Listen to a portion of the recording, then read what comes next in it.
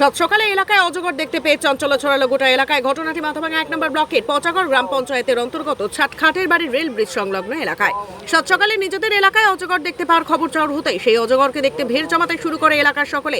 এলাকার বাসিন্দারা জানান এর আগে কখনোই ওই এলাকায় অজগর দেখা যায়নি, তাই তারা অজগর দেখতে এখানে এসেছেন। এলাকার বাসিন্দা শেরপেটু দাস ওরফে সাধু আজ সকালে অনেক কাক হঠাৎ তার বাড়ির উপর চিৎকার চেঁচামেচি করছিল। তিনি তার কারণ বুঝতে পারছিলেন না। তারপর বাইরে গিয়ে দেখেন গাছের মধ্যে একটি অজগর রয়েছে, আর সেটি দেখেই কাকগুলো চিৎকার করছিল। পরে সেটিকে নামিয়ে আনা হয় এবং বন দপ্তরে খবর দেওয়া হয়। বন দপ্তরে খবর দিলে কিছুক্ষণের মধ্যেই ঘটনাস্থলে এসে পৌঁছয় সর্পপ্রেমী মফিজুল বাজিকর। মাথাভাঙা ফরেস্ট রেঞ্জার সুদীপ দাস জানান, আমার কাছে ফোন আসলে তৎক্ষণাৎ আমি অজগরটি উদ্ধার করার জন্য লোক পাঠাই এবং তিনি অজগরটিকে উদ্ধার করে নিয়ে আসেন। উদ্ধার করা অজগরটি ফরেস্টে ছেড়ে দেওয়া হবে বলে জানিয়েছেন তিনি। এই সাপটা দেখছি আমি 6টার দিকে, এটা ছিল ওই বালুচরে, তখন কাক অনেক ইয়ে করতেছিল।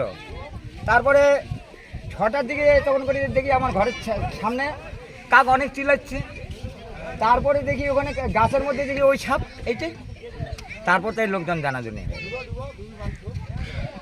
না প্রথম। আমার নাম সাধু।